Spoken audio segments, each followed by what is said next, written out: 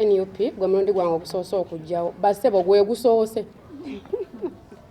ndi wano okwebaza buli muntu yenna amanyi kye bayita obulumi bw'omukyala. Neebaza buli muntu yenna eyali agenzeeko ebweru n'atuukayo ng'ekimututte si kyakoze oba nga si kyasanze. Ffe tetwagenda kweyagala, tetwagenda kufumbirwa, tetwagenda kulambula, wabula batabani bammwe ne bannyina mmwe be bamu kuba tutuusa ku mbeera eno gye tusanze n'okuba nga tuli wano. So okukwata nze okunteeka mu kasenga ak'enjawulo, okumbuuza ebibuuzo eby'enjawulo n'okunkangakanga, taata wange okola nsobi. Ekituufu okimanyi ky'osobola okukola, oli waddembo kisigaza n'otakyogera. Leka abasobola okuyamba omukyala omulala atasobola kubanga nze, atasobola kufuna mukisa nga nze gwe nfunye, ate yaafune chance eno. Bano abantu tetwabeegayirira wabula baalaba embeera gye batusangamu mu Alwasaani, embeera gye batusangamu kwa Will, nga tetusobola yadde okweyamba. Gwe tosobola kozesa paadi emu kumala mwezi mulamba, tosobola kwambala mpale emu kumala myezi 2. Bwe bulumi bwe twajjamu, wabula tebaatukaka kujja, wabula twalimbibwa.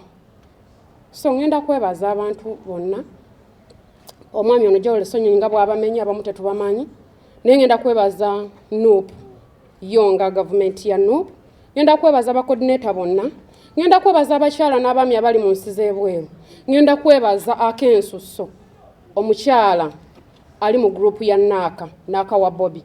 Sibamanyi bannyabo mwenna, naye mwebale kumanya nti omukyala asaanye ayambibwe. Okay, bwe twatuuse ku airport twazze bulungi nnyo ffenna nga bwe twabadde. Bannaffe abamu ne babagamba mugende side eri, ne bagenda. Ffe twabadde eno nga tubalinze kubanga ffe twabadde n'ebitwogerako, ne tubalinda nga tulowooza ekintu kye bagenzeemu kiri nnomo, maybe babasindise ku office eddako. Twalinze almost 8 hours nga tetulaba bwe bavaayo. Nabadde forced okugula airtime kuba nabadde mbalengera naye nga sisobola kuddayo mabega. Nengula airtime ng'essimu tebazikwata, nenkuba essimu nga tebazikwata. Ku airport yaffe tekuliiko wifi eri free. Twabadde forced okugula airtime communicating ne bannaffe batubuulire kiki ekigaanye lwaki tebajja. Twalinze ne tukoowa, enjala n'etuluma ne tuggwaamu amaanyi, ne tusalawo tugende ewaffe. Naye nga tetuli bakkakkamu, abantu 10 balamba nga tebalabikako. Ne tugamba ki ekituuseewo until mu group ffe mwe tuli bwe batugambye nti abantu bali kidnapped. Ne tubuuza ate muntu kyayinza okukidnappinga abantu abavudde ebweru ku muntu omulala eyaguze air ticket. Nze simanyi n'obuyinza wajja obujja. Nange neebaza pulezidenti waffe Robert Kyagulanyi Ssentamu n'akakiiko ke n'abo bonna abalina kye bakoze okulwana okulaba nti tukomawo ewaka. Pulezidenti waffe yajja n'atulambulako eyo n'atuzaamu amaanyi yadde nga byali apanga ebyalina okutuyamba otukomyawo babirinnyamu, naye nga n'atugamba mubeere bagumu era nja kulwana okulaba nti mukomawo. Yasindikako ne ba representatives ne batuleeterako nga tuli ku Alwasaani deportation center, ne batuleeterako ebyokozesaako ng'abakyala. Neebaza eyo tiimu eriyo mu kugula tiketi. Nsooka okwebaza omukyala Agaba Rebecca gwe batugambye nti yasasudde tiketi ezo, naye nga abakyala bali awo ku ground ku deportation center waliyo mukyala Nakawa Bobi ne mukyala Sherry ne mukyala Shani. Baliyo okulwana okulaba nti tufuna tiketi zezo. Mwebale nnyo ddala. Mukama abadizeewo be mujje.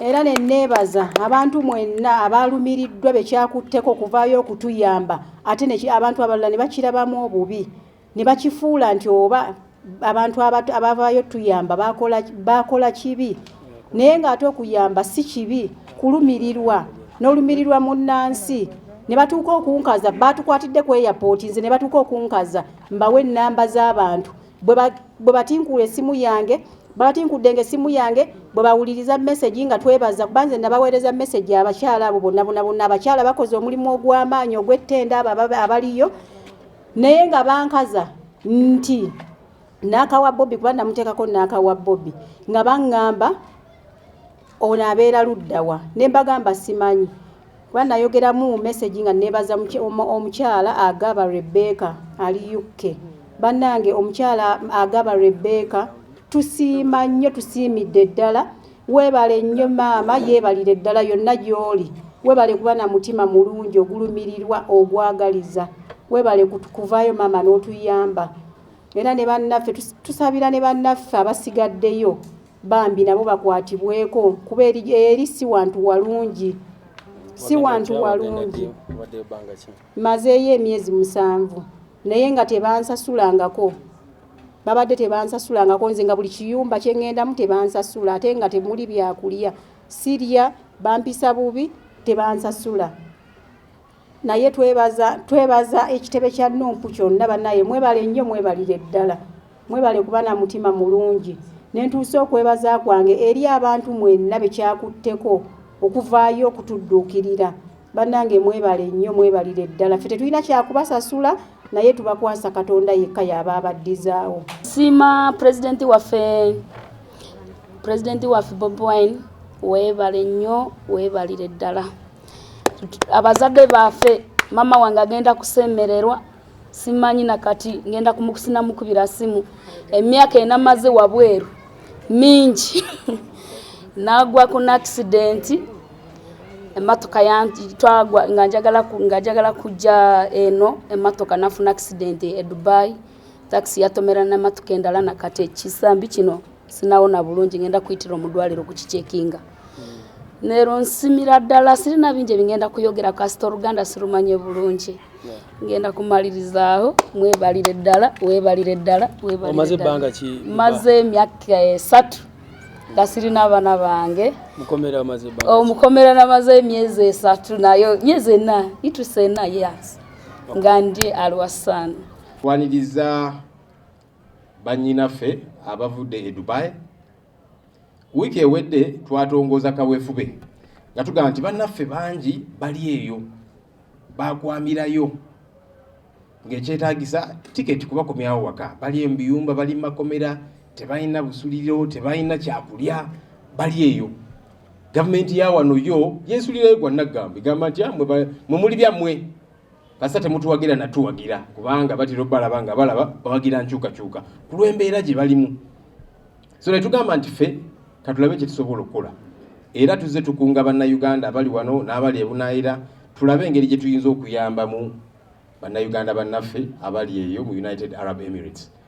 Wiki ewedde tulina ttiimu eyasooka okujja era twagibalaga olunaku lw'eggulo waliwo ttiimu endala yakomyewo abawala 15 naye olwo obutiitiizi bwa gavumenti yaffe eno bagenze abantu bano ne babukwatira ku kisaawe ne babateeka mu karuumu kuva saawa 4 ku makya paka saawa 12 ez'olweggulo babuuza ebibuuzo ani abagulidde tiketi mwina nkolagana ki ne Bobi Wine ne NUP mubamanyi batya nga bali mu ebyo n'okubatiisatiisa era olwamaliriza batugambye nti babatadde mu drone ne babatwala ku paaka buli omu linnya emmotoka ekutwala ewammwe twagala balaba nga mugenda ekamwokya nga mugenda emagere titubyagalirako ddala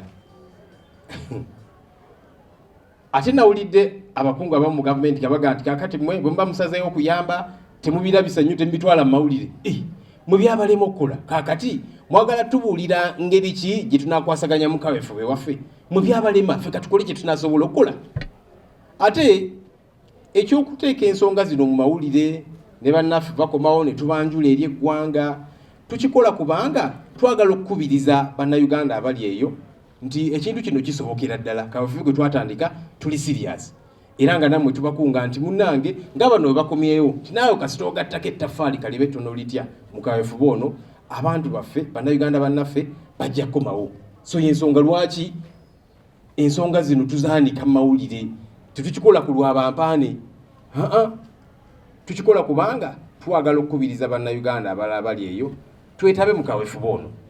So olunaku lwaleero tulina abalala betwaniriza. Of course abamu bagambye munaye musaasire ffe katudduke ewaka tubiwulira drone naki, naye bano bo balina obuvumu ku lwaki ku lwabannaabwe bwe baleseeyo eri era nga baagala okubagumya kubalaga nti kisoboka nammwe mujja kukomawo ewaka. Nawulidde nti waliwo abakungu mu gavumenti be basindise ogende Dubai nti kakati mugende abaana mbafunire tiketi bakomewo naki n'ebirala. Twebuuza bannaye mubaddewa ebbanga lino lyonna, naye kirungi nti twabaza okusizza kubanga omanyi emmotoka ya engine bw'eba ekaddiye oluusi ebeera yeetaaga okusindika eyake nsindika njake. So gavumenti eno eringa nayo yansindika njake nga tulina kugizuukusa ne tugamba nti kale kyemulina okukola muganya okukikola ffe katukole kye tunaasobola okukola. Kati bali mu kutya era kyovudula abagenze nti kakati bagezeeko babafunire tiketi naki tujja sigala nga tubazuukusa kubanga buno buvunaanyizibwa bwa gavumenti. Bano bannayuganda bw'oba weeyita gavumenti abantu bano balinako obuvunaanyizibwa.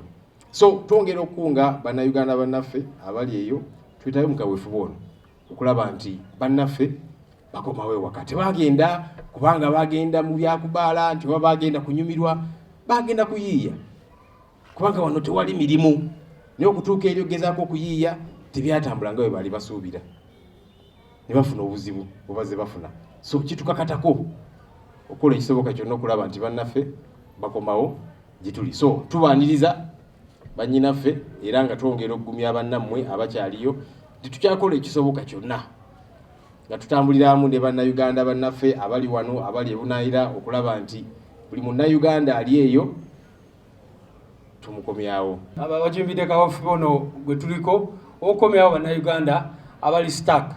Bino twali badde tetubikolera mu mawulire naye tuba tumanyi bulungi nnyo nti bano bwe bavaayo ne boogera ku mbeera yaabwe ate n'abalala abali eyo oba oliawo basobola okiteekamu amaanyi nabo ne bakontributinga mu buli ngeri okulaba nti kaweefube gwe tuliko agenda mu maaso. Ffe nga NUP kino tukikola kubanga tukkiriza nti bannayuganda tebalina kubeera nga babonaabona nga weetuli. So bannayuganda babadde mu mbeera mbi nnyo. Mwalaba Honorable Muwada Nkunyingi bwe yagenda Dubai yasooka okuleeta okutuukayo n'alaga embeera bano abantu gye balimu mu makomera eyo ng'oluusi tebalina kyakulya, abamu balwadde tebalina bujjanjabi. Twatula ne tugamba nga NUP tusobola tutya okusigala nga twogera ku kintu kino nga tetulina kye tukolako. So kwe kugamba nti katukole kyonna kisoboka tukomyewo abantu baffe. So far bano oteeka mu group eno twakakomyawo abantu 4. Twasooka ne tufuna abantu 10 abayingirawo, 12 abasooka mu group eyasooka. Jo tubadde n'abantu 15 bwe mwalabye. Leero bano 12 naye waliwo n'abalala abali in different parts abajja ne leero akawungeezi waliwo group egenda kutuuka. Abamu bali sponsored directly kati ngeno group president waffe yagigulira ticket bwe yateekayo $10,000,000 mujjukira bulungi nnyo.